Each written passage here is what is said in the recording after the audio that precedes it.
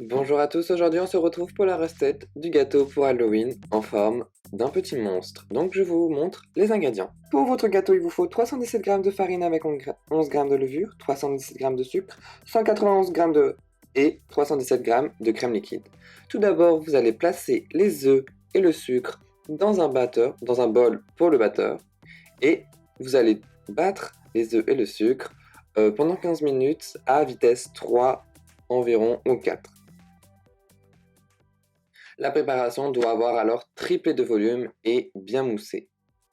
Lorsque votre préparation est finie, vous ajoutez petit à petit la farine et vous battez à vitesse 3 ou 2 pour ne pas enlever toute l'air. Ensuite, je prends un peu une spatule pour un peu mélanger et je bats encore un petit coup pendant 2 minutes. Maintenant, dans un bol bien froid, d'eau bien froide, je vais battre ma crème liquide très froide pour qu'elle monte bien et une préparation très ferme. Je vais ensuite ajouter cette crème fouettée dans ma préparation et la mélanger avec une spatule en faisant attention de ne pas casser toutes ces bulles d'air de la crème fouettée. Votre préparation doit être bien lisse et bien moelleuse. Dans 2 moules à sphère, je vais ajouter la préparation. Donc moi j'ai un peu raté la recette, donc il n'y a pas beaucoup de préparation, donc dommage. Et vous faites cuire à 150 degrés pendant 1h30. Maintenant, la décoration. Avec un peu de pâte sablée, je vais étaler ma préparation, alors assez finement si possible, et je vais former euh, des cornes et des ailes avec des emporte-pièces que j'ai fait moi-même. Donc là je suis en train de faire la corne. Et vous faites cuire à 150 degrés pendant 15 minutes environ. Maintenant, j'ai du sucre blanc, du colorant rouge. Je vais placer le sucre dans un sachet refermable et je vais ajouter un peu de colorant rouge dedans pour colorer mon sucre et faire une décoration vraiment belle. Je vais donc écraser mon sucre. En fait, c'est plus facile de faire dans un bol, hein. Donc je le fais dans un bol après. Donc je vais vous montrer le résultat du sucre. Et maintenant, vous allez le placer dans du papier sulfurisé qui est placé dans un moule et vous allez le faire cuire pour l'assécher, donc à 180 degrés pendant 10 minutes.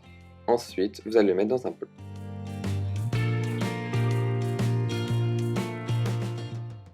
Maintenant, nous préparons la glace royale. Vous mettez un peu d'eau dans le sucre glace et vous mélangez jusqu'à ce que la consistance soit comme sur la vidéo, comme ceci. Ensuite, vous ajoutez le colorant noir pour avoir vraiment une couleur noire, mais c'est un peu dur parce que c'est un peu gris. Maintenant, vous allez placer votre glace royale dans une poche à douille. Alors, c'est mieux qu'elle soit assez petite. Et vous n'en mettez pas partout, comme moi. Vous enlevez bien les bulles d'air, serrez bien et vous faites un petit trou pour pouvoir faire le contour des biscuits. Donc là, vous pouvez faire comme vous voulez, hein. Vous n'êtes pas obligé de faire le contour, vous pouvez faire des petits ronds à l'intérieur pour faire des ailes décoratives. Moi, je fais des traits pour faire comme des ailes de chauve-souris.